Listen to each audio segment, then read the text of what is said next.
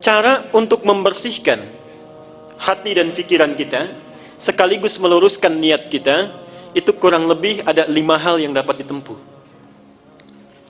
Terutama mohon ibu bapak ya, tolong perhatikan yang 5 ini dan amalkan, aplikasikan, contohkan kepada anak cucu kita.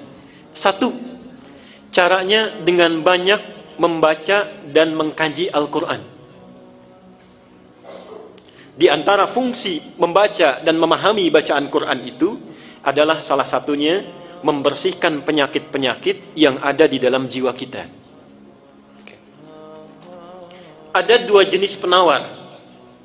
1, penawar obat fisik, dikenal dengan dawa. Penyakitnya daun, obatnya dawa. Jadi kalau kita berobat ke dokter, diberikan resep, kemudian obatnya berbentuk kapsul atau tablet, itu dalam bahasa Arab dinamakan dawa, obat fisik. Yang kedua, ada namanya obat jiwa.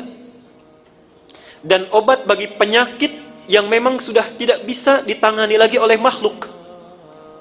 Jadi ini puncak segala penawar, dinamakan dengan syifa.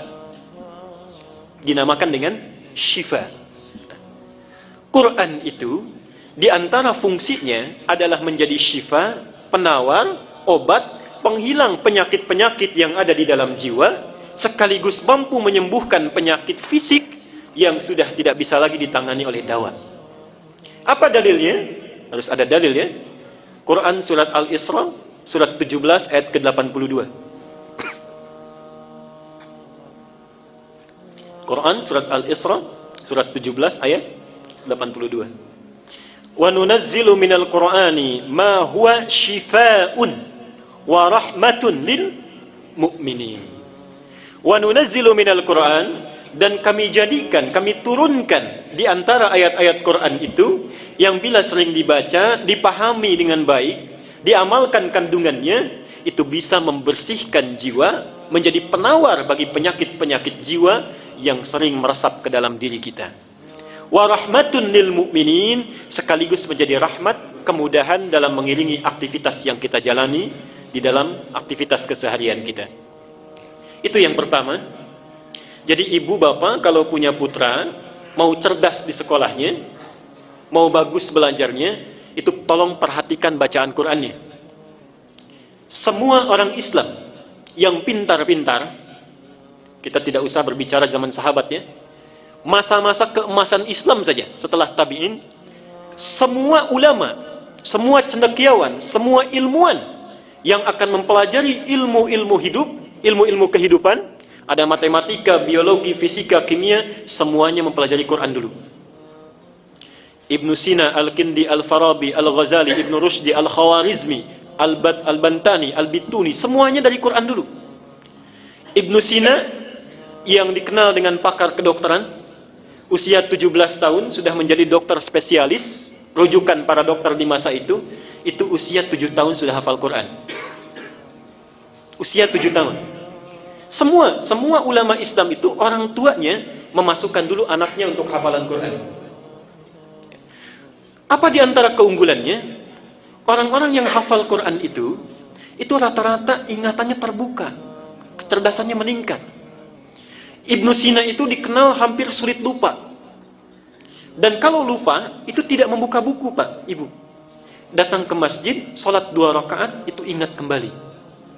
Ibnu Sina. Kita hampir mirip ini.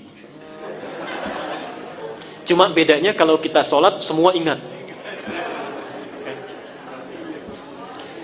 Ingat, saya sampaikan 3 amalan yang sifatnya sangat unik karena saling bertentangan. Ini 3 ibadah. Saking uniknya pahalanya besar. 1, ibadah yang bila dilakukan tidak melahirkan rasa bosan, tapi cepat mendatangkan kantuk.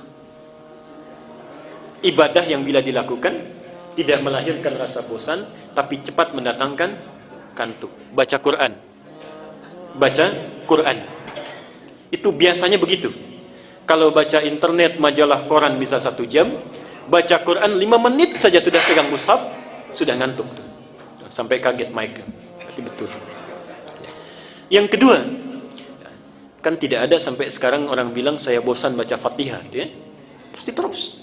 Tapi baik dibaca dalam sholat ataupun biasa itu cepat ngantuk. Yang kedua, satu amalan yang dilakukan saat bersamaan, mengingat sesuatu yang lupa, sekaligus melupakan sesuatu yang diingat. Ingat sesuatu yang lupa, sekaligus melupakan sesuatu yang diingat. Sholat. Saat kita bertakbir itu, seharusnya kita kan ingat ya, ini rakaat pertama, kedua, tapi bisa lupa. Dan saat yang bersamaan bisa mengingat sesuatu yang lupa. Kunci ditaruh di mana ingat, kan? Buku hilang di mana ingat, arisan tanggal berapa belum dapat ingat, juga semua masuk. Ya. Dan yang ketiga, amalan ibadah yang semuanya bagus, yang bila dilakukan merekatkan sesuatu yang renggang sekaligus merenggangkan sesuatu yang rekat. Merekatkan sesuatu yang renggang sekaligus merenggangkan sesuatu yang rekat. Nikah itu ibadah yang dilakukan bisa merekatkan sesuatu yang renggang. Ini tidak kenal dengan si A, setelah dinikahi menjadi saudara mahram bil musaharah. Saking dekatnya disebut persaudaraan ini mahram. Artinya anak yang tadinya belum bisa melihat aurat ibunya yang tidak pakai kerudung, sekarang boleh melihat ibunya rambutnya tanpa hijab. Mahram bil musaharah, saking dekatnya. Tapi saat yang bersamaan merenggangkan sesuatu yang rekat. Coba lihat. Ada anak perempuan dikandung, berat ibunya mengandung, dilahirkan berjuang hidup dan mati, diasuh, nakal, menanggung malu, dibawa ke pesta mempermalukan, dibawa ke masjid main-main, itu kan? Setelah dewasa, tumbuh cantik, belum genap, belum sempat dipetik buahnya, sudah dibawa oleh orang lain yang baru dikenalnya. Anak laki-laki perawatannya sama, walau tidak kalah repot. Setelah dewasa, tumbuh, dapat gaji, belum sempat diberikan pada ibunya, sudah harus diberikan kepada orang yang baru dikenalnya. Renggang. Ya. Karena itulah hati-hati, tidak ada mantan ayah dan ibu, dan kata Nabi, celaka, bu'dan liman adraka abawahil kibar falam yudkhilal jannah. Celaka orang yang masih hidup bersama orang tuanya, sudah sepuh tapi tidak mampu memasukkannya ke dalam surga. Yang kedua adalah memperbanyak sholat malam. Memperbanyak sholat malam, rajin, tahajud. Itu untuk membersihkan jiwa dan pikiran kita. Dalilnya surat Al-Muzammil ayat ke-6. Inna nasyi'atal laili hiya ashaddu wat'aw wa aqwamu qila. Sungguh bangun malam itu, salat malam itu lebih cepat menyentuh kepada jiwa. Di antaranya bisa membersihkan diri kita. Saya cepat saja. Al-Muzammil ayat ke-6. Yang ketiga, banyak melakukan puasa. Banyak melakukan puasa. Di antara fungsi puasa itu memperbaiki perilaku yang tidak baik dan membersihkan penyakit jiwa yang buruk. Mana dalilnya? Sahih Al-Bukhari nomor hadis 1869.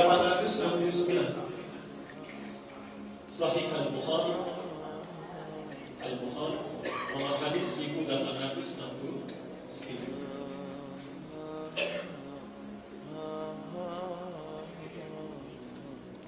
Kullu amal ibni Adam lahu illa siyam fa innahu li wa ana ajzi bihi. Setiap amal anak Adam itu untuknya kecuali puasa, maka dia untukku dan aku yang memberi pahalanya. Terusannya apa?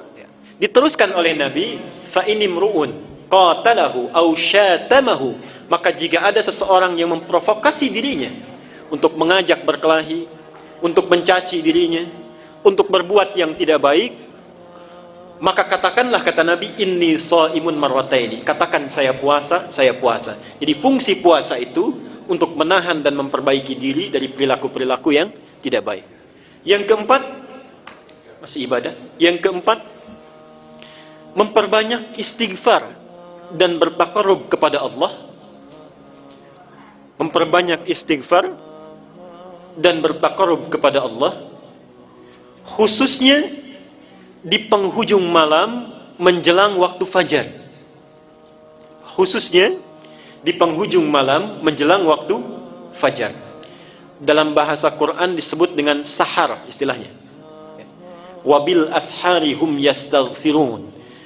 Surah Az-Zariyat, surah ke-51 ayat ke-18 dalilnya. Wabil ashari hum yastaghfirun. Dan yang kelima, yang terakhir, memilih teman yang baik, berkumpul dengan orang-orang yang soleh. Ilmu kita bagus, hati kita baik, tapi berkumpul dengan orang-orang yang jelek, perilaku anak pun akan terpengaruh. Ini maaf Pak Ibu ya, tolong mulai sekarang itu kalau cari-cari sekolah, cari universitas, cari yang 5 kriteria ini baik. Yang bisa memberikan akhlak yang baik, tempat yang baik. Jangan sekedar pandai ya, pandai itu gampang dicarinya. Tapi carilah sekolah yang memberikan akhlak yang baik.